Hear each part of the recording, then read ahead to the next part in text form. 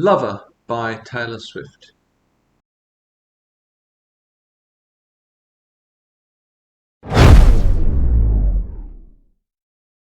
In 1976, Paul McCartney wrote and sang a song called Silly Love Songs, and the opening line of that song is, "You'd think that people would have had enough of silly love songs." Well, today I'm going to look at a love song written by Taylor Swift, the title track of her Lover album from 2019. And I think it's a really good example of how to write a love song that isn't silly.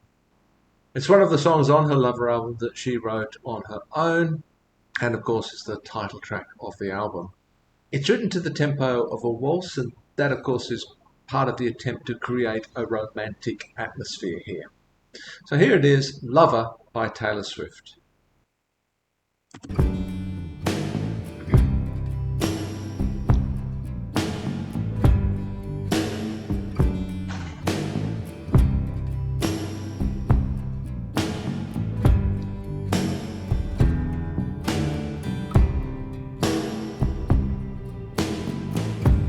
We could leave the Christmas lights up till January. This is our place, we make the rules.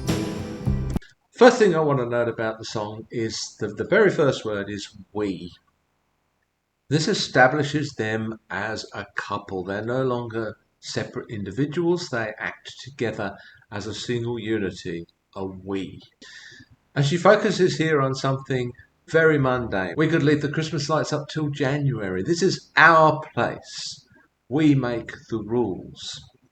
So basically, she's setting the scene for this relationship as very mundane. This is a shared experience. It's a shared life. They share this place.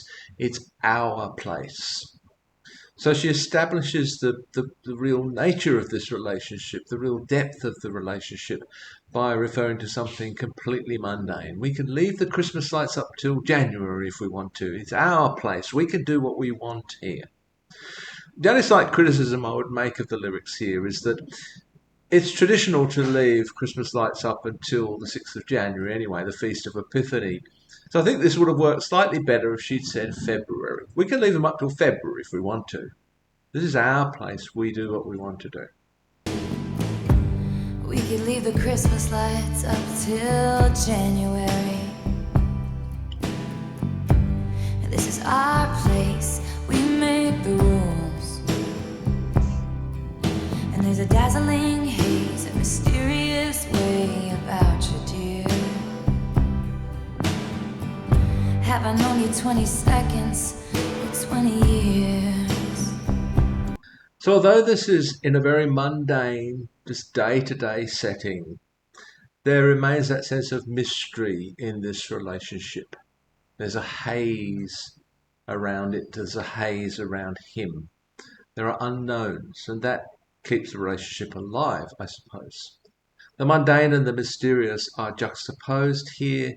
There's no conflict between them. And there's a dazzling haze, a mysterious way about you, dear. Have I known you 20 seconds or 20 years? Can I go where you go? Can we always be this close forever and ever? And take me out and take me home. You're my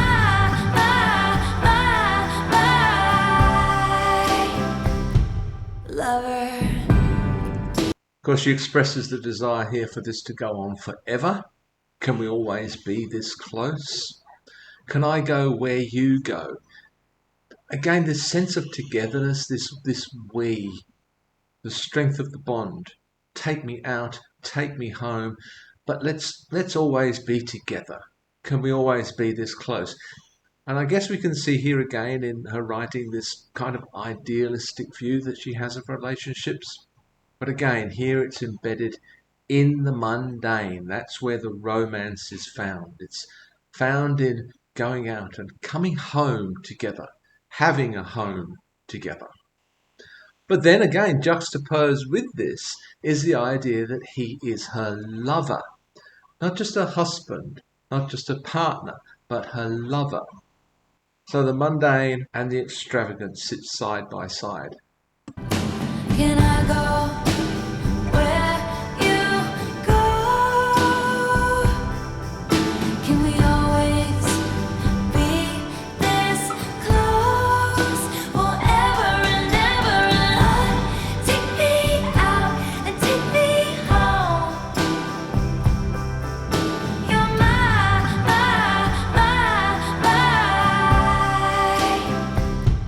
lover.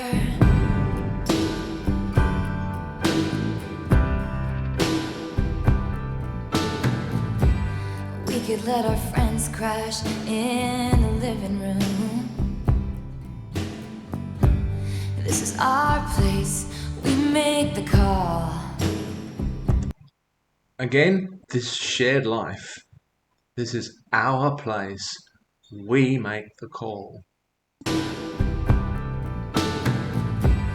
We could let our friends crash in the living room. This is our place, we make the call. And I'm highly suspicious that everyone who sees you wants you. I've loved you 3 summers now, honey, but I want 'em all. In the midst of the relationship, there are some insecurities. She knows that everybody wants him, everybody wants what she has. So it's not all perfect. There are doubts, insecurities, there are fears. And by expressing the desire for this to go on forever and ever, she's had 3 summers with him, but she wants them all. That also reflects a certain insecurity, an awareness that this may not go on forever. She wants it to, but it may not. And I'm highly suspicious that everyone who sees you wants you. I've loved you 3 summers now, honey, but I want 'em all. Can I go where you go? Can we always be this close forever and ever? And take me out and take me home forever and ever. You're my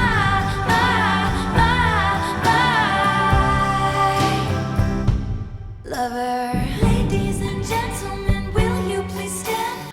Now for the bridge, we move into a kind of wedding reception scenario. Ladies and gentlemen, will you please stand? This is the time for the toasts. Ladies and gentlemen, will you please stand? With every guitar string scar on my hand, I take this magnetic force of a man to be my lover. She refers here to the guitar scars on her hand. In her performance of this during the Tiny Desk concert that she does, she refers to the fact that when she was playing guitar, learning guitar, changing strings on guitar, for example, strings would break and they would flick and cut her, and her hands were marked by scars from these guitar strings.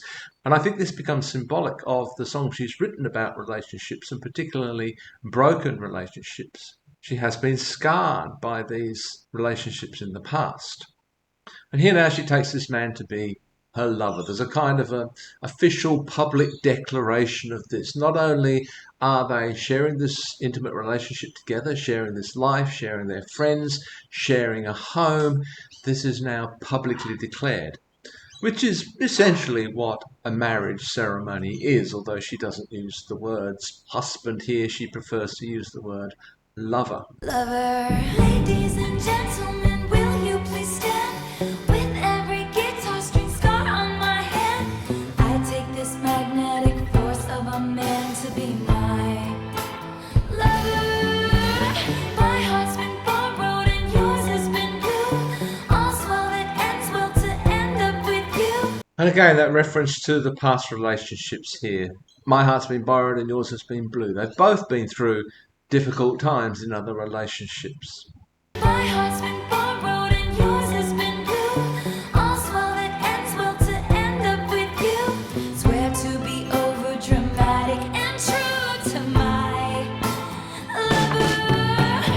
Once again, juxtaposed against the mundane is the dramatic.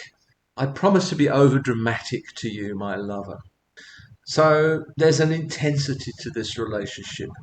There's the day to day, the mundane, and this passion and intensity. Ends well to end up with you. Swear to be over dramatic and true to my lover. And you'll say all your dirtiest jokes for me. And you'll save all your dirtiest jokes for me. Again, this is an expression of that special intimacy that two people have in a loving relationship.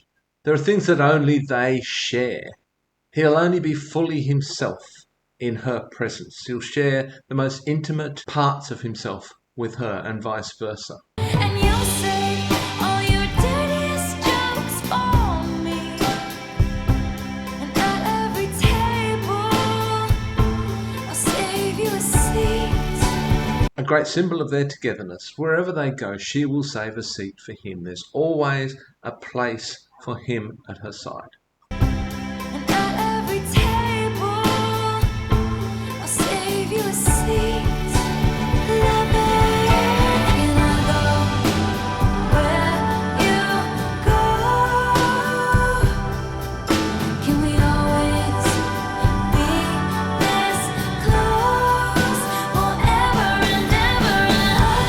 Take me out and take me home forever and ever. You're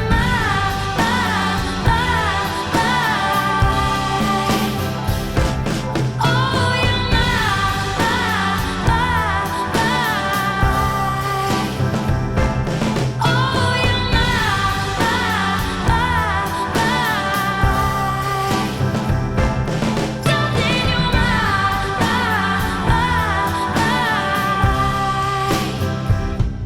you're lover. So that's how to write a love song without being silly. She avoids most of the usual terminology and imagery of a love song. She paints a life together with the mundane juxtaposed against the wondrous. There's still an element of idealism about her description of relationships here, but we express that idealism all the time in every way, in cinema, in books, in song, in our religious ceremonies, just in the marriage ceremony itself. All of it expresses that ideal. She does acknowledge that within this relationship there will be some tensions. She does acknowledge that it may not go on forever, though she wishes it will. But the important thing here, I think, is that this is about a we, that they share a life together, they share friends, they share a home, they enjoy mundane things. She keeps a place for him at her side and vice versa. Alongside of this is the romance, expressed not only in the lyrics but also in the waltz tempo of the song. So I don't think the song avoids being romantic and a romanticization of relationships, but I think it does avoid being silly. Now, I didn't comment on the video on this occasion. I tend not to. I know there are lots of Easter eggs in there for people to enjoy, but I was more interested in talking about the song itself. Let me know what you think about the song and about my response to it in the comments below.